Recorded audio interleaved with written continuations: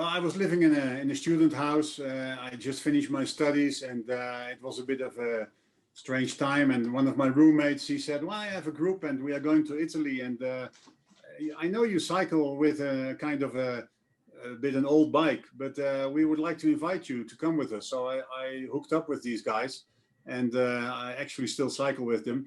And then they had all better bikes than I had. I had an old bike, a Batavus, with these things to protect you from the mud, and they all had more professional road racing bikes. So I joined them, and we went to the Utrechtse Heuvelrug, which is a kind of a hilly area in the Netherlands. Well, hilly for Dutch standards, that is.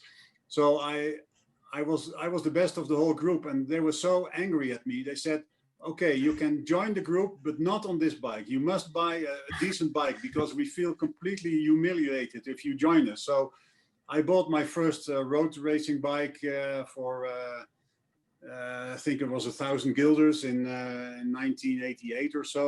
And then I joined them, and actually until today I'm still with that group.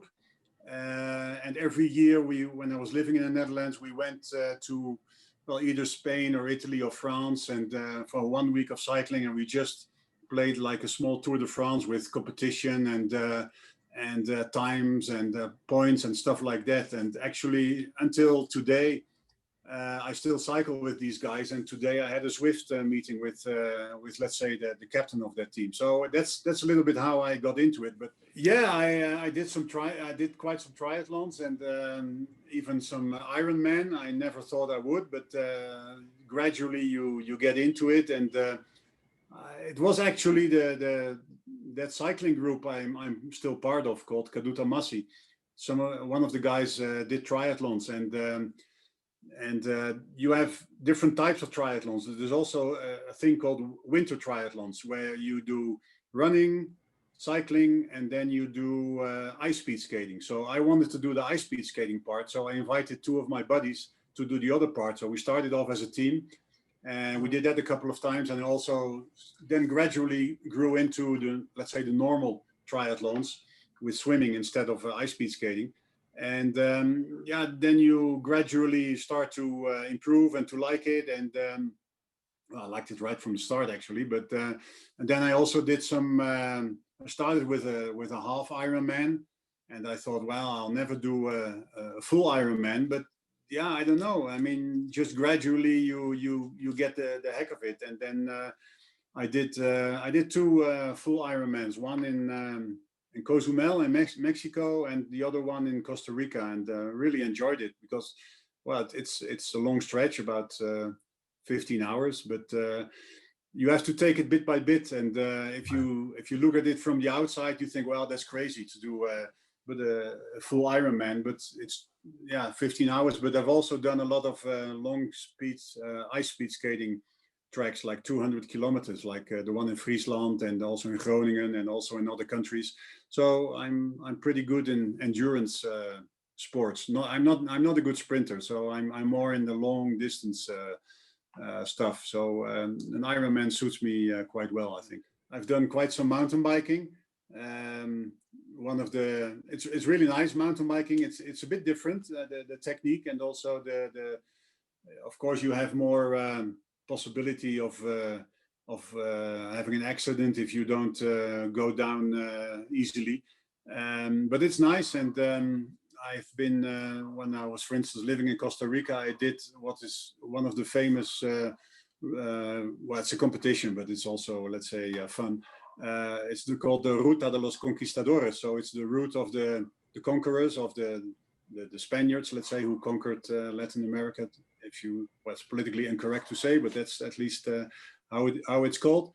And it's a competition of 3 to 4 days from coast to coast. So you start off at the Pacific coast in Costa Rica, and then you do bit by bit, and you end up in the Caribbean, in the Atlantic coast. So you cross. Costa Rica is pretty mountainous, so you come past, you cross some volcanoes, which are 3,500 or so, almost 4,000.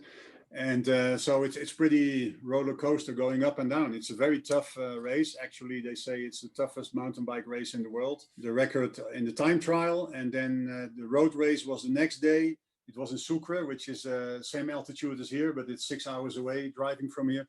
And the next day was the road race, and a bit of a hilly route, not really very suitable for me. But yeah, I managed all right, and I beat the Sucre guy in the sprint. We had a group of 15 or so, and gradually people were getting dropped, and I'm very proud of those jerseys. Yeah, it's really nice to be called on the podium as a national champion of a country. And a couple of years ago, I was also a time trial champion, but that was in the Amazon region, which is a flat region for a Dutch diesel like me. That was maybe a bit less challenging and a more piece of cake to beat my opponents. So I have 3 jerseys actually. If you can, I can show them. There's 3 of them there. Yeah. So yeah, but it was quite nice. And I think Italy, I have never lived there, but I visited it quite a lot. But I think in terms of cycling culture and also food wise and yeah, other aspects of life, I think Italy is a very nice place to cycle, because if you cycle with a group, which I always do, yeah, obviously most important besides cycling is, let's say, having a good cup of coffee and good food. And then definitely Italy is the best place to be, because you feel welcomed as a cyclist wherever you go. Whereas sometimes in other countries, people look at you a bit weird or even sometimes a bit hostile. And but in Italy, it's not a problem to enter a nice restaurant with a sweaty outfit of cycling, because people respect cyclists a lot. So and for restaurant owners, it's a kind of an honor to receive groups of cyclists. And so if you would ask me what's my favorite place to cycle, I would definitely say Italy. Yeah, definitely.